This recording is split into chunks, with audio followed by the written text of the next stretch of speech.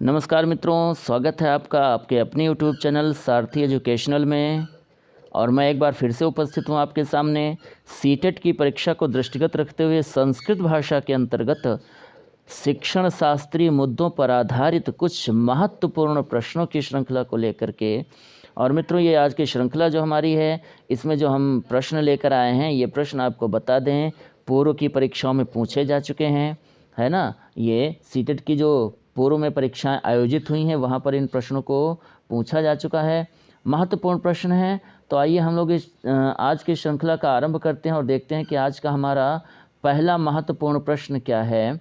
तो आज का हमारा पहला महत्वपूर्ण प्रश्न क्या है वो देखते हैं। तो पहला प्रश्न है, पठनम नाम न केवलम लिखित पाठ से उच्चारणम। पठनम नाम पढ़ना, न केवल लिखित पाठ से उच्चारणम। पढ़ना जो होता है केवल किसी लिखे हुए पाठ का उच्चारण करना नहीं होता है, अपितु बल्कि एतद अपि महत्वपूर्णम, यह भी महत्वपूर्ण होता है, यत कि कश्चित की किसी। देखिए प्रश्न को एक बार समझ लें जरा। प्रश्न हमारा है कि पठनम नाम न केवलम लिखित पाठ से उच्चारणम। पढ़ना केवल किसी लिखित पाठ का उच्चारण करना नहीं होता है, बल्कि पढ़ने का तात्पर्य होता है, महत्वपूर्ण होता है। पढ़ना, कैसे पढ़ना महत्वपूर्ण होता है कि हम उच्चारण के साथ साथ क्या करें, पाठस्य अर्थस्य अवबोधम कुर्यात्। हमें पाठ के अर्थ का भी अवबोध करना चाहिए, मतलब पाठ के उच्चारण के साथ साथ पाठ के अर्थ को भी हमें समझना चाहिए। पहला विकल्प सही हो जाएगा क्या। दूसरा विकल्प देखते हैं क्या है। नवीन शब्दानाम नवीन वाक्य रचनाया च अधिगमम कुर्यात्। नवीन शब्दों और नए नए वाक्य रचनाओं का अधिगम करना चाहिए, सीखना चाहिए उन्हें। या नवीन शब्दानाम, तीसरा विकल्प है, नवीन शब्दानाम उच्चारणगत समस्या दूरी कुर्यात्। नवीन शब्दों और उच्चारणगत समस्याओं को दूर करना चाहिए। या स्फुट वक्ता भी भवेत, स्फुट वक्ता भी होना चाहिए। तो देखिए प्रश्न जो था, पठनम नाम न केवलम लिखित पाठ से उच्चारणम। पढ़ना केवल किसी लिखित पाठ का उच्चारण करना नहीं होता, अपितु यह भी महत्वपूर्ण होता है कि पढ़ते समय हम उच्चारण के साथ साथ पाठ के अर्थ का अवबोध भी करते रहें। पाठ के अर्थ का अवबोध भी करना चाहिए। अवबोध मतलब समझना चाहिए, पाठ का अर्थ क्या है वो भी हमें समझना चाहिए। तो पहला विकल्प यहाँ पर बिल्कुल सही विकल्प हो जाएगा। ठीक है, पहले प्रश्न का पहला विकल्प सही है। और इसी के साथ हम बढ़ेंगे अगले प्रश्न की ओर और हम देखेंगे कि हमारा आज का अगला प्रश्न क्या है। तो देखिए अगला प्रश्न हमारा है, लिखा हुआ है, प्रथम कक्षायाः कृते, पहली कक्षा के लिए भाषा है पाठ्यपुस्तके, भाषा की पाठ्यपुस्तक में प्रारंभे कविता कथा च दत्ता। कक्षा एक की, पहली कक्षा की, प्रथम कक्षा की भाषा की पाठ्यपुस्तक है और पाठ्यपुस्तक के प्रारंभ में कह रहे हैं कि कविता कथा च दत्ता, कविताएं और कथाएं दी गई हैं। अनंतरम च अक्षराणाम लेखनम, उसके बाद अक्षरों को लिखा गया है। एवं तत् पुस्तकम का प्रणाली अनुसरति, इस प्रकार उस पुस्तक में किस प्रणाली का अनुसरण किया गया है। तो इसका सही उत्तर हो जाएगा मित्रों कौन सा, अधोगामी प्रणाली। ठीक है, अधोगामी प्रणाली का मतलब टॉप डाउन अप्रोच का अनुसरण किया गया है। पहला विकल्प बिल्कुल सही विकल्प हो जाएगा। अगले प्रश्न की ओर हम लोग बढ़ें। तो अगला प्रश्न देखिए क्या है, अधोलिखितेषु का उक्ति समीचीना। नीचे लिखी हुई उक्तियों में से कौन सी उक्ति, कौन सा कथन समीचीन है, मतलब बिल्कुल सही है। तो देखिए पहले तो हम देखें कि नीचे कथन कौन कौन से लिखे हैं। तो पहला कथन लिखा हो, अनुभवानां महत् कोशेन सह बालाः विद्यालयम् आगच्छन्ति। बालाः विद्यालयम् आगच्छन्ति, जब बच्चे विद्यालय आते हैं तो वो अपने साथ साथ अनुभवों के महान भंडार को भी लेकर आते हैं। अनुभवानां महत् कोशेन, अनुभवों के महान भंडार को भी साथ में लेकर आते हैं। दूसरा विकल्प कह रहा है कि बालाः यदा विद्यालयम् आगच्छन्ति, बच्चे जब विद्यालय आते हैं तदाते रिक्त फलम इव भवन्ति, तब वे रिक्त फलक की तरह होते हैं, मतलब कोरी स्लेट की तरह होते हैं। तीसरा विकल्प कह रहा है, शब्दानाम समूहस्य रटनम कारयित्वा शिक्षकः बालान भाषां पाठयेत्, शब्दों के समूह को रटने के लिए शिक्षक को बच्चों को भाषा पढ़ानी चाहिए। और चौथा विकल्प कह रहा है, प्रथम कक्षा है छात्रा आंग्ल भाषा किंचिदव न जानन्ति, पहली कक्षा के छात्र आंग्ल भाषा के विषय में कुछ भी जानते नहीं हैं। यहाँ आपको बता दें सबसे उपयुक्त जो विकल्प हमारा है वो है पहला। बच्चे जब पहली बार विद्यालय आते हैं तो अपने साथ साथ वे अपने अनुभवों के महान कोश को, भंडार को भी साथ में लाते हैं, अर्थात अनुभवों के महान भंडार के महान कोश के साथ बच्चे विद्यालय आते हैं। पहला विकल्प सही हो जाएगा।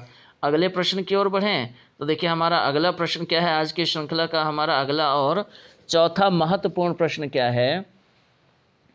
तो चौथा प्रश्न हमारा कह रहा है अधोलिखितेषु किम ग्रहणात्मक कौशलम अस्ति। नीचे लिखे हुए कौशलों में से ग्रहणात्मक कौशल हमें बताना है।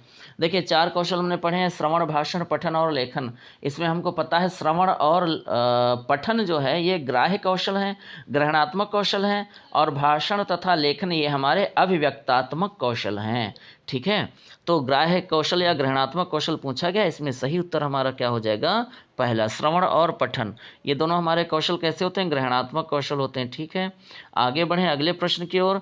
तो देखते हैं अगला प्रश्न क्या है। अगला प्रश्न हमारा जो 5वां प्रश्न है वो क्या कह रहा है। 5वां प्रश्न कह रहा है बालः स्वाभाविकतया तस्य प्रथमां भाषाम।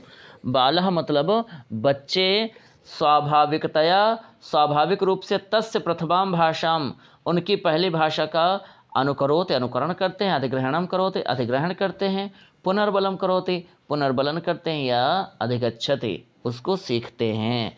तो यहाँ पर आपका इस प्रश्न का सबसे सही उत्तर जो है, विकल्प जो है वो कौन सा हो जाएगा। तो पहला विकल्प आपका बिल्कुल सही है। बच्चे स्वाभाविक रूप से, सहज और सरल रूप से अपनी प्रथम भाषा का क्या करते हैं, अनुकरण करते हैं, अनुसरण करते हैं।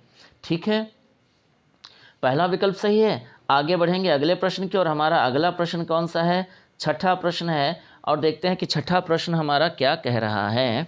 तो छठा प्रश्न है शिक्षिका विशेषण विषय व्याख्यानम करोति। कोई शिक्षिका है जो विशेषण के विषय में व्याख्यान देती है, सा तदा और तब वह सर्वान छात्रान सभी छात्रों में से प्रत्येक छात्र को आदेश देती है, निर्देश देती है कि प्रत्येक छात्र न्यूनाति न्यूनम कम से कम एकम स्वगुणम वर्णयितुम अपना एक एक गुण बताए। पहले तो शिक्षिका ने विशेषण के विषय में व्याख्यान दिया, उसके बाद सभी छात्रों से कहा कि वे अपना अपना कम से कम एक एक गुण बताएं। अनंतरम च और इसके पश्चात तस्य लक्षणम ददाते वह उसके लक्षण प्रस्तुत करती है। अयम विधि कथ्यते यह विधि क्या कही जाती है। तो मित्रों यह विधि हमारी कौन सी विधि हो जाएगी, निगमन विधि। ठीक है, पहला विकल्प यहाँ पर सही हो जाएगा। अगले प्रश्न की ओर बढ़ें। अगला प्रश्न हमारा क्या कह रहा है, शिक्षकस्य साहाय्येन शिक्षक की सहायता से औपचारिकतया का भाषा अधिगम्यते। औपचारिक रूप से कौन सी भाषा अधिग्रहण की जाती है। शिक्षक की सहायता से औपचारिक तरीके से किस भाषा का अधिग्रहण किया जाता है छात्रों के द्वारा, द्वितीय भाषा का, मातृभाषा का, या गृह भाषा का, या प्रथम भाषा का। देखिए मातृभाषा जो होती है वह औपचारिक तरीके से नहीं बल्कि अनौपचारिक तरीके से बच्चा सीखता है, बिना अध्यापक की सहायता के सीखता है, अपने माँ बाप, अपने परिवेश, अपने परिवार, अपने समाज से सीखता है ना। यहाँ शिक्षक और औपचारिकता की बात की जा रही है, इसलिए सही उत्तर हमारा क्या हो जाएगा, द्वितीय भाषा। पहला विकल्प यहाँ पर बिल्कुल सही विकल्प है।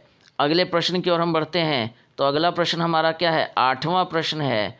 8वां प्रश्न है हमारा, और 8वां प्रश्न क्या है, 8वां प्रश्न कह रहा है कि बालान बच्चों को नवीन शब्द, नए नए शब्दों को पाठयितुं पढ़ाने के लिए, बच्चों को नए शब्दों को पढ़ाने के लिए शिक्षिका प्रकृत वस्तु नाम उपयोगम करोति। शिक्षिका जो है वो प्रकृति की वस्तुओं का उपयोग करती है, मतलब वह जो प्रत्यक्ष रूप से वस्तुओं का, प्राकृतिक वस्तुओं का उपयोग करती है। यतः क्योंकि एतेन शब्दानां शुद्धवर्त्यानां पाठने सहायता भवति। इस प्रक्रिया के द्वारा शब्दों की शुद्ध वर्तनी को पढ़ाने में सहायता मिलती है।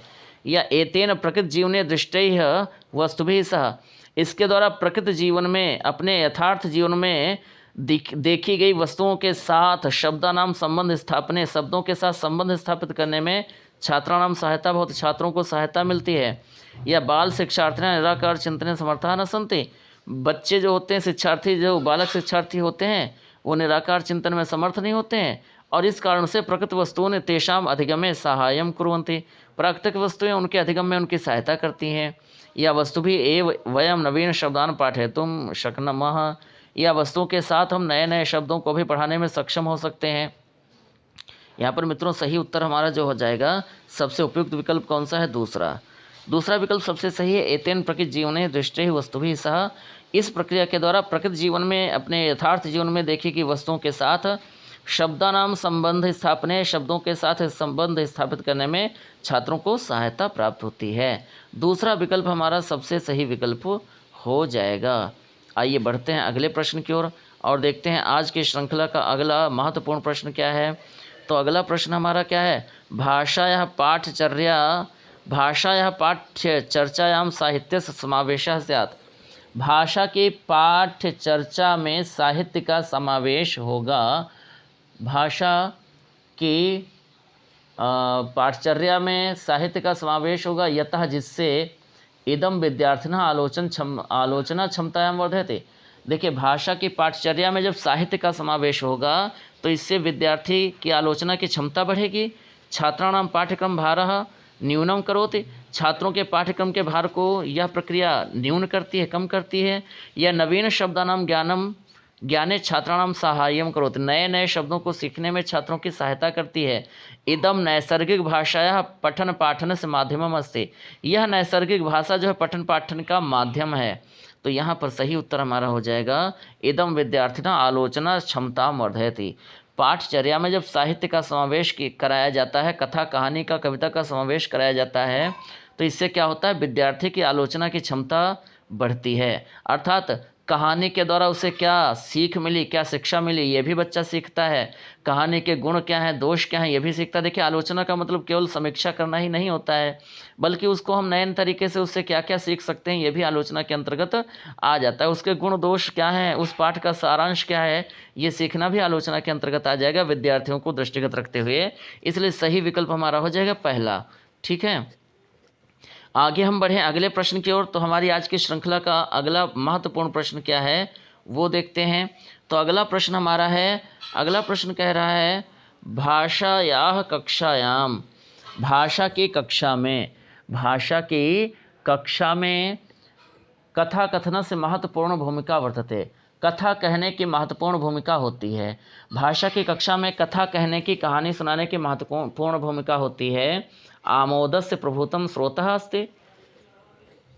भाषा की कक्षा में कथा कथन से, कहानी को कहने की महत्वपूर्ण भूमिका क्या होती है, उसका महत्व क्या होता है कहानी कहने का, कहानी सुनाने का। इससे क्या होता है, आमोद से प्रभुतम स्रोतः अस्ति। यह कहानी जो है आमोद का, प्रमोद का, मनोरंजन का एक प्रभूत स्रोत है। मतलब कहानी जो है ये प्रसन्नता का, आमोद का, हंसी का यह एक स्रोत है। या शिक्षक से विश्रामार्थम सहायताम करोति। शिक्षक को विश्राम करने में सहायता प्रदान करती है। जब तक बच्चा कहानी सुनाएगा तब तक शिक्षक विश्राम कर लेगा। या एतत् भाषा है समग्रम रूपम प्रस्तुते। यह भाषा के समस्त रूप को प्रस्तुत करती है। या एतत् नैतिक शिक्षणम ददाते। यह नैतिकता की शिक्षा देती है। देखिए, नैतिकता की शिक्षा हो या आनंद की प्राप्ति हो, ये सब भाषा के समग्र रूप में समाहित हो जाते हैं। यहाँ पर हमारा सही विकल्प हो जाएगा तीसरा। कक्षा में कहानी कहना, कथा सुनाना, यह भाषा के समग्र रूप को प्रस्तुत करता है। समग्र रूप का मतलब है इसमें कहानी के द्वारा आमोद प्रमोद भी होगा, आनंद भी मिलेगा और नैतिकता का पाठ भी हमें सीखने को मिलेगा, नैतिकता के गुण भी हमें सीखने को मिलेंगे। और उसमें यदि कोई संज्ञा, सर्वनाम, विशेषण इत्यादि जो होगा वो भी हमें अध्यापक के द्वारा बताया जाएगा। ठीक है, यह हमारा सबसे सही विकल्प क्या हो जाएगा, एतत् भाषा समग्रम रूपम प्रस्तौते। तीसरा विकल्प हमारा बिल्कुल सही हो जाएगा। ठीक है, आगे बढ़ें, अगला प्रश्न हम देखें। तो हम देखते हैं कि अगला प्रश्न हमारा क्या है। तो हमारा आज का जो अगला प्रश्न है वो है कश्चित विषयम अधिकृत्य। अगला प्रश्न है कश्चित विषयम अधिकृत्य स्वतंत्रतया लेखितुं चतुर्थकक्षायाः छात्रान् शिक्षकः नियोजयितुं शक्नोति। कश्चित विषयम अधिकृत्य, किसी विषय को अधिकृत करके, आधार बना करके स्वतंत्रता पूर्वक लेखितुम लिखने के लिए चतुर्थ कक्षायाः चौथी कक्षा के छात्रों को शिक्षक नियोजित करता है, नियुक्त करता है। यदि सह विषय संबद्ध अस्ति, यदि वह विषय संबद्ध होगा, जुड़ा होगा किससे, राष्ट्रैक्येन, राष्ट्रीय एकता से जुड़ा होगा, वैयक्तिक जीवनेन, व्यक्तिगत जीवन से जुड़ा होगा, वातावरण समस्या भी, अपने वातावरण की समस्याओं से जुड़ा होगा, या सामाजिक समस्या भी अपनी सामाजिक समस्याओं से जुड़ा होगा। यहाँ पर सही उत्तर हो जाएगा हमारा सामाजिक समस्या भी। देखिए, सामाजिक समस्या में राष्ट्र की समस्या भी या राष्ट्र की एकता भी आ जाएगी, व्यक्तिगत जीवन भी आ जाएगा, वातावरण की समस्याएं भी आ जाएंगी। तो इसलिए सबसे उपयुक्त विकल्प हमारा हो जाएगा चौथा, सामाजिक समस्या भी। ठीक है, अगला प्रश्न यदि हम देखें तो हम देख रहे हैं कि अगला प्रश्न हमारा क्या कह रहा है। अगला प्रश्न हमारा है अनौपचारिक माध्यमेन कस्याचित् भाषायाः अधिगमार्थम अधोलिखितेषु कस्य समावेशः अस्ति। अनौपचारिक माध्यम से किसी भी भाषा का अधिगम करने के लिए नीचे लिखे हुए विकल्पों में से कौन सा सही हो जाएगा। अर्थात अनौपचारिक माध्यम से हम किसी भी भाषा का अधिगम करते हैं, कैसे, किसके द्वारा, गृह परिवेश के द्वारा, है ना, भाषा प्रशिक्षण केंद्र में के द्वारा, विद्यालय के द्वारा, भाषा प्रयोगशाला। देखिए औपचारिक भाषा की बात करते हैं तो विद्यालय सही होता है या भाषा शिक्षण केंद्र सही होता है या भाषा प्रयोगशाला सही होता है। अच्छा, भाषा प्रयोगशाला, भाषा प्रशिक्षण केंद्र ये सब किस में आ जाते हैं, विद्यालय में। लेकिन विद्यालय में हम किसकी बात करते हैं, औपचारिक की, है ना, औपचारिक की। और यहाँ पर औपचारिक की बात नहीं की जा रही, किसकी की जा रही है, अनौपचारिक की। इसलिए सही उत्तर हमारा क्या हो जाएगा, गृह परिवेश से। पहला विकल्प सही हो जाएगा और पहला विकल्प हमारा सही है। अगले प्रश्न की ओर हम बढ़ें। अगला प्रश्न हम देखेंगे क्या कह रहा है। तो अगला प्रश्न हमारा क्या कह रहा है, पूर्व पठितायाः कथायाः, पहले पढ़ी गई कथाओं को पुनर्कथनार्थम, पुनः कहने के लिए छात्रेभ्यः निर्देश, छात्रों को निर्देश देकर के शिक्षकः आकलयितुं समर्थो भवेत्, शिक्षक आकलन करने में समर्थ होता है। किसका आकलन करने में समर्थ होता है, अवबोधम, उच्चारणम, वर्तनीम या स्मृति शक्तिम। पहले पढ़ी गई कथाओं को, पहले पढ़ी गई कहानियों को पुनः कहने के लिए छात्रों को निर्देश देकर के शिक्षक क्या आकलन करना चाहता है, क्या जानना चाहता है। अवबोधम कि बच्चों ने कितना अवबोधन किया है, कितना बच्चों ने समझा है कहानी को। उच्चारणम, उनका उच्चारण शुद्ध है अथवा अशुद्ध है, वर्तनी का ज्ञान उनको है या नहीं। स्मरण शक्ति, उनकी स्मरण शक्ति कैसी है। तो यहाँ पर मित्रों सबसे सही उत्तर हमारा हो जाएगा पहला, अवबोधम। जो कहानी बच्चे ने पहले सुनी थी, समझी थी, सीखी थी, जानी थी, उसके द्वारा उसे कितना बोध हुआ, कितना समझ में आया, तो वह देखने के लिए, उसका आकलन करने के लिए शिक्षक जो है समर्थ होता है। ठीक है, पहला विकल्प यहाँ पर हमारा सही हो जाएगा। आगे बढ़ें अगले प्रश्न की ओर। तो देखिए अगला प्रश्न हमारा क्या कह रहा है। अगला प्रश्न हमारा कह रहा है लेखन विषयक व्यतिक्रमः कथ्यते। लेखन विषयक जो दोष होता है वह कहा जाता है। लेखन विषयक दोष जो होता है वह कहा जाता है, क्या कहा जाता है, डिस्ग्राफिया, डिस्कालकुलिया, डिस्फोरिया या डिसलेक्सिया। देखिए डिस्फोरिया तो कोई लेखन दोष होता नहीं है भाषा का, है ना। तो डिस्फोरिया जो है ये तो अशुद्ध है। तीन बचे, डिसलेक्सिया, डिस्कालकुलिया और डिस्ग्राफिया। देखिए डिसलेक्सिया जो होता है ये हमारा कैसा होता है, ये पठन संबंधी दोष होता है ना। डिस्कालकुलिया जो होता है ये जोड़ घटाने से संबंधित अर्थात गणित से संबंधित दोष होता है। हमसे पूछा गया लेखन विषय, इसलिए सही उत्तर हमारा हो जाएगा डिस्ग्राफिया। ठीक है, पहला विकल्प हमारा बिल्कुल सही विकल्प हो जाएगा डिस्ग्राफिया। कौन सा विकल्प सही हो जाएगा, पहला विकल्प डिस्ग्राफिया। ठीक है, तो इस प्रश्न का सही उत्तर हो जाएगा डिस्ग्राफिया। लेखन विषयक व्यतिक्रम होता है। लेखन विषयक व्यतिक्रम का मतलब है दोष, व्यतिक्रम का मतलब क्या है, दोष। लेखन विषयक दोष क्या कहा जाता है, डिस्ग्राफिया। और ध्यान रखना लेखन विषयक दोष डिस्ग्राफिया कहा जाता है। और डिस्कालकुलिया कौन सा होता है, जोड़ घटाने से संबंधित अर्थात गणित से संबंधित दोष होता है, जोड़ घटाने से संबंधित। और डिसलेक्सिया कौन सा होता है, ये पठन संबंधित विकार या पठन संबंधित दोष होता है, डिसलेक्सिया।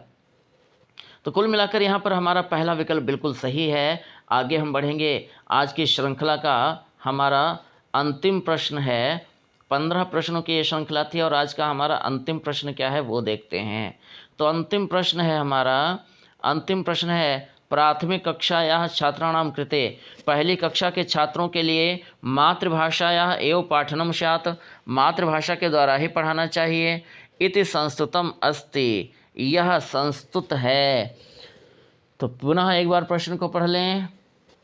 प्राथमिक कक्षायाः छात्राणां कृते, पहली कक्षा के छात्रों के लिए मातृभाषाया एव पाठनम स्यात्, मातृभाषा में ही उनका पठन पाठन किया जाना चाहिए। इति संस्तुतम अस्ति, यह संस्तुत है, निर्धारित है। अच्छा, मातृभाषा में पठन पाठन के द्वारा क्या होता है, नैसर्गिक वातावरण से निर्माण भवेत्, नैसर्गिक वातावरण का निर्माण होता है। यथा छात्रा काम भाषा में अवगंतुम न शक्नुवन्ति, क्योंकि छात्र किसी भी भाषा को सीख नहीं सकते हैं। छात्रेषु सर्जन शक्ति वृद्धि भविष्यति, या छात्रों की मातृभाषा में पढ़ाने से छात्रों की सर्जन शक्ति की में वृद्धि होती है। या प्रांतीय कथित भाषा है प्रोत्साहनम भवेत्, प्रांतीय कही गई भाषाओं में का प्रोत्साहन होता है। यहाँ पर आपका सही उत्तर क्या हो जाएगा? तो इस प्रश्न का सबसे उपयुक्त विकल्प जो होगा वो हो जाएगा आपका पहला। जब प्राथमिक कक्षा के छात्रों के लिए मातृभाषा में ही पठन पाठन कराया जाता है तो इससे क्या होता है? नैसर्गिक वातावरण का निर्माण होता है, प्राकृतिक वातावरण का निर्माण होता है। पहला विकल्प हमारा बिल्कुल सही विकल्प हो जाएगा। तो आज की श्रृंखला का 15 प्रश्नों की श्रृंखला थी और हमारा 15वां प्रश्न हमारे सामने था, इसको हमने पढ़ा। हम लोगों ने 15 प्रश्न पढ़े, सीखे, जाने, समझे। इन प्रश्नों के संदर्भ में यदि आपको कोई समस्या है तो आप कमेंट करके अपनी समस्या बता सकते हैं। आपके कमेंट को पढ़कर जितना भी संभव हो सकेगा उसका उचित निराकरण किया जाएगा। और आज यह वीडियो आपको कैसी लगी तो यह भी आप कमेंट करके बता सकते हैं।